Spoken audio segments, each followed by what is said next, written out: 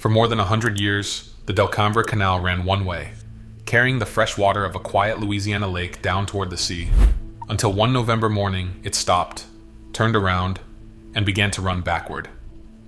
The canal pulled the salt of Vermilion Bay inland, faster and faster, dragging the ocean uphill into a hole where a lake used to be.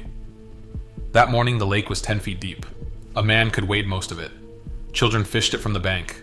By the time the water stopped moving, the bottom of that same lake sat 200 feet down, and the fresh water was gone, and the ground had opened underneath it and swallowed a drilling rig, 11 barges, a tugboat, and 65 acres of dry land whole. Nobody planned it. Nobody, to this day, can say for certain whose mistake it was. And as strange as that morning was, the part that should trouble you came years later, when we looked at what this ground had done and decided to go back down into it anyway. This is Lake Peigneur, and the hole that opened under it in 1980 was only the beginning of the story. Two things are worth knowing about this water. One is what poured into the earth that day. The other is what we quietly put back into that earth after, in the same salt, under the same lake, over the drinking water of 17 parishes. Almost nobody talks about that second part, and it is the reason the people who understand this lake have never quite trusted it since. That morning had been coming for a long time, and it started with what was buried under the lake. Lake Peigneur sat in the flat country of southern Louisiana, near the town of New Iberia, ringed by live oak and cypress. On its shore stood Jefferson Island, and on that island stood one of the loveliest botanical gardens in the south, with old trees and walking paths and a slow green quiet. It was a postcard, and it sat on top of a mountain of salt. Beneath that gentle lake lay a salt dome, an ancient pillar of rock salt pushing up from deep in the earth, and people had been digging into it for a very long time. The Diamond Crystal Salt Company had run a mine down in that dome since 1919. By 1980, their tunnels reached 1,500 feet below the surface, level after level, great rooms carved out of pure salt, the walls and the floors white, the ceilings held up by thick pillars of the same salt the men were cutting away. Some of those salt tunnels ran 100 feet wide. More than 50 men worked down there on an ordinary day. The salt is still down there. Remember that. On the morning of November 20th, 1980, a Texaco drilling rig floated on the lake above them, hunting for oil. That was ordinary too. Rigs worked these waters all the time. This one carried a 14-inch drill bit, and it was pushing that bit down through the mud and the water into the ground below, looking for pockets of oil trapped near the salt. 14 inches. Hold that number, because it is almost a joke. The thing that emptied a lake was a hole about the width of a dinner plate. Somewhere down around 1,228 feet, the drill stopped. It stuck fast, and it would not turn. For 2.5 hours, the men on the rig worked at it, the way you would work a shovel wedged in hard clay, leaning on it, backing it off, trying to free a bit that had found something it could not bite through. What they did not know, what nobody up in the daylight knew, was that their little bit had wandered. It had crossed a line that existed only on a map, and it had touched the roof of the salt mine. It had opened a 14-inch wound in the ceiling of a room full of men. At first, that was all it was. A trickle. Lake water finding a crack. But you have to understand what salt does with water. Salt dissolves. And the moment that fresh lake water began pouring against the walls of that 14-inch hole, it started eating the hole wider. The water carved its own drain. Every gallon that fell through made room for 100 more behind it, and the opening grew from the width of a plate to the width of a door to something no one down there had a word for.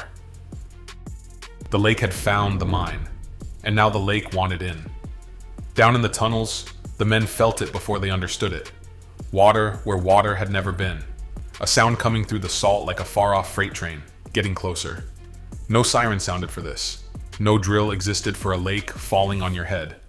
There was only a foreman's judgment and a long climb to the surface. What happened next is the part that stays with people. Because with the lake collapsing into the roof of a mine 1,500 feet down, with the water rising behind them in the dark, every one of those 55 men got out. They loaded into the mine cars, they climbed toward the light, they carried each other up through the salt, and they came out into the daylight alive. Every single one. The 7 men on the rig above felt the platform begin to lean under their boots, and they ran, and the rig went down behind them into the water it was standing on. Out on the open lake, a lone fisherman watched the water start to move wrong beneath his boat, and he pointed the bow at the shore and gunned it, and he made it. No one died at Lake Peigneur that day. Hold on to that. It matters more than it seems, and we will come back to it. But the lake was not finished. The whirlpool came next. As the water found the drain and the drain kept widening, the entire surface of the lake began to turn. Slow at first, then faster. A huge whirlpool you could see from the air, pulling everything toward its center. It took the drilling platform. It took the barges tied up for the job, 11 of them, dragged across the surface, and stood on end and sucked straight down into the earth. It took a tugboat. It reached the shore of Jefferson Island, where a place called Live Oak Gardens stood. A botanical garden people drove hours to walk through. Greenhouses and flower beds and live oaks 100 years old. The whirlpool took the land itself. The walking paths went first, then the old trees. 65 acres of that garden, breaking apart and sliding down into the water. People stood on the banks and watched a lake drain out of the bottom of the world. If you are the kind of person who wants to keep hearing the true stories the water down here has been keeping, a quiet subscribe keeps them coming. The South has more drowned ground than anyone has ever counted, and we are only getting started. The lake had swallowed everything in reach. Now the ground underneath was about to give some of it back. The mine below was enormous, and the lake pouring into it displaced a staggering amount of air. That air had to go somewhere, so it blew back up through the mine shafts and burst out of the ground in geysers.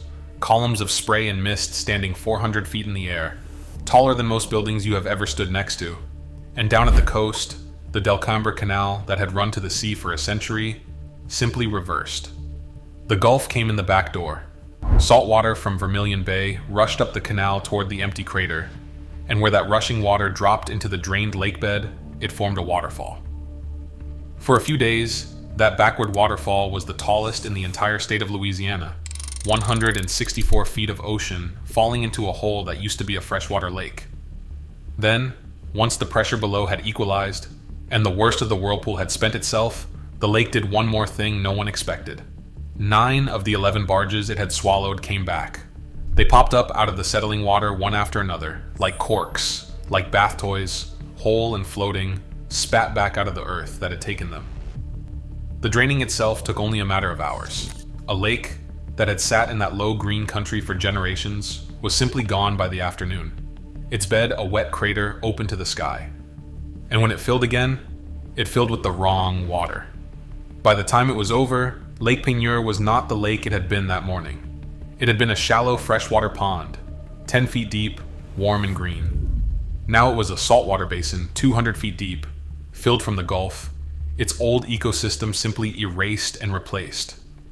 The fish that lived there, the plants, the whole shallow world of it, gone in an afternoon and written over with the sea.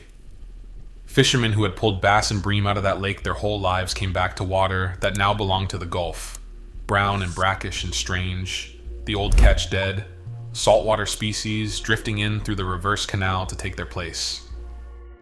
The salt is still down there. It always was. And that is the thing the newsreels never quite said out loud. Now. Here is where most tellings of Lake Peigneur end. Freak accident, they say. 1 in a million, they say. A drill bit in the wrong place, a lake down a drain, nobody hurt, a strange day in Louisiana, roll credits. And if that were all of it, this would be a story about bad luck. Federal investigators went looking for whose luck it was. They wanted to know one simple thing. Was Texaco drilling where it should not have been? Or were the mine's own maps wrong about where the tunnels ran? They studied it, and they could not answer it. The one place that held the proof, the exact spot where a 14-inch bit met a salt ceiling, was now under 200 feet of salt water and rubble at the bottom of the lake it had drained. So the finding was that it could not be determined. Nobody was ever able to say for certain how it happened. The lake kept its own secret, the way this water tends to. The lawyers did better than the investigators. In the settlements that followed, the companies paid out enormous sums, roughly $32 million to the salt company for the mine they lost, and nearly $13 million more to the gardens on Jefferson Island for the ground that slid into the water. Tens of millions of dollars changed hands. And still, in all of it, no one ever stood up and admitted whose 14-inch mistake had opened the earth. The mine itself never reopened. They sealed it, And by 1986, the Diamond Crystal Works under Jefferson Island were closed for good, one more set of salt tunnels left to the water. You would think a thing like that would make people leave that salt alone. Instead, it gave them an idea. Because a salt dome is not only a thing you dig salt out of. Think like a company for a moment, and it becomes something else entirely. A place to store things. You pump fresh water down into the salt, you let it dissolve a great smooth cavern deep in the pillar, a hollow you could stand a skyscraper inside.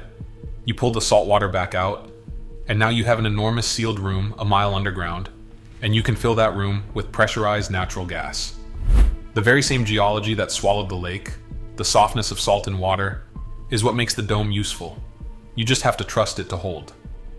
And in 1994, 14 years after Lake Peigneur poured into the earth, a company began doing exactly that beneath this exact lake.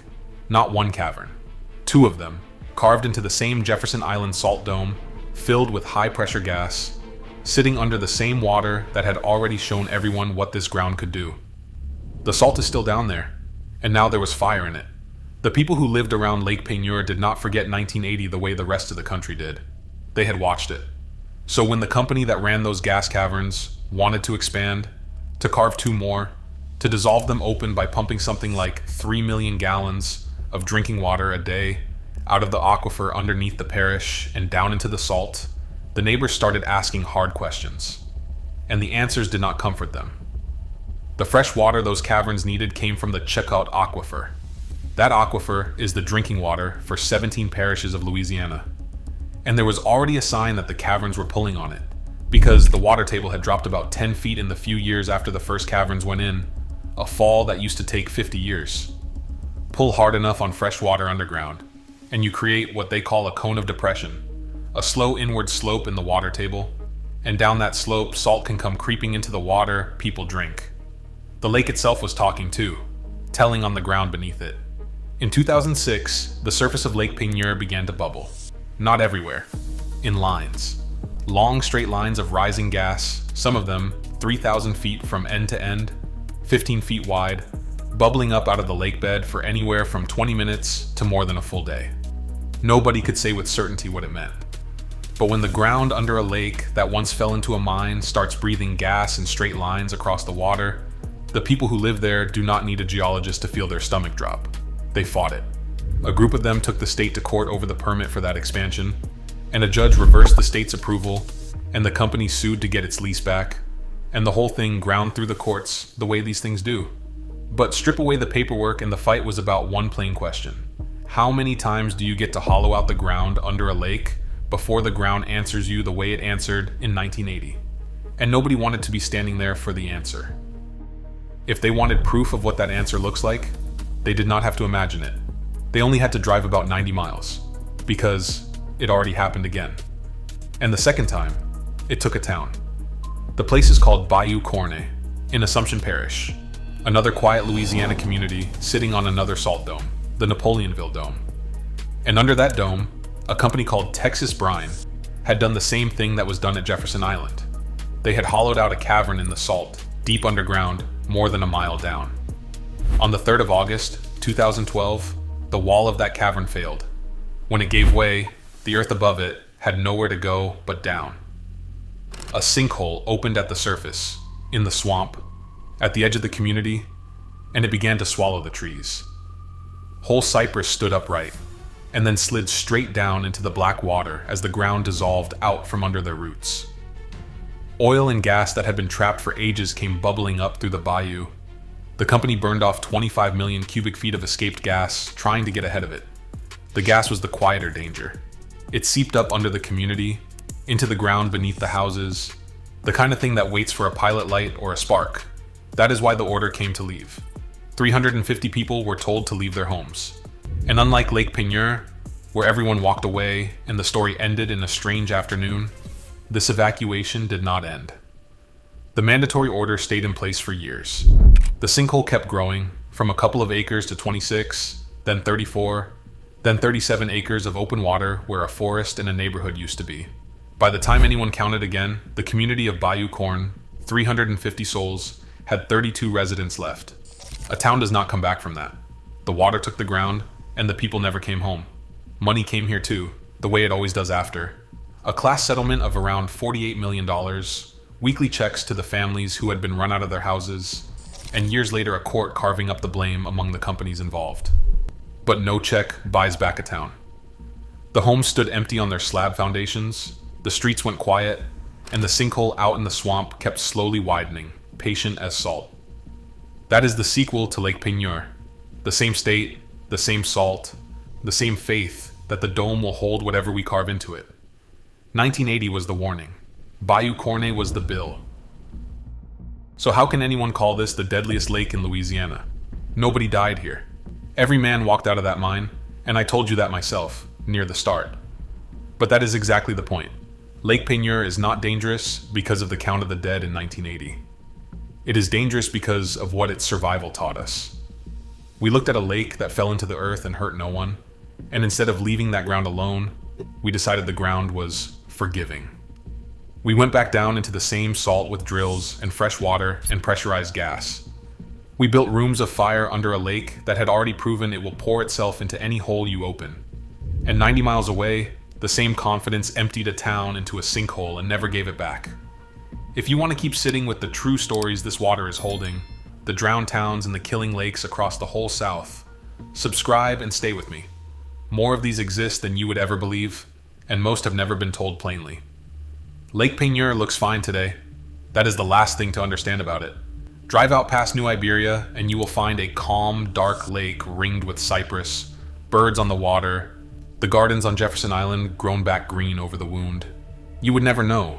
You would never guess that the bottom dropped out of it once, or that there are rooms of gas beneath your boat, or that the fresh water people drink for 100 miles around leans on the same salt that once opened like a trapdoor.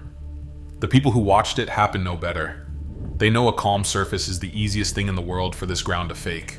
They know the lake gave everything back that day, the barges, the men, even the strange mercy of no funerals. Everything except the one thing that mattered. It never gave back the certainty that the ground would stay shut.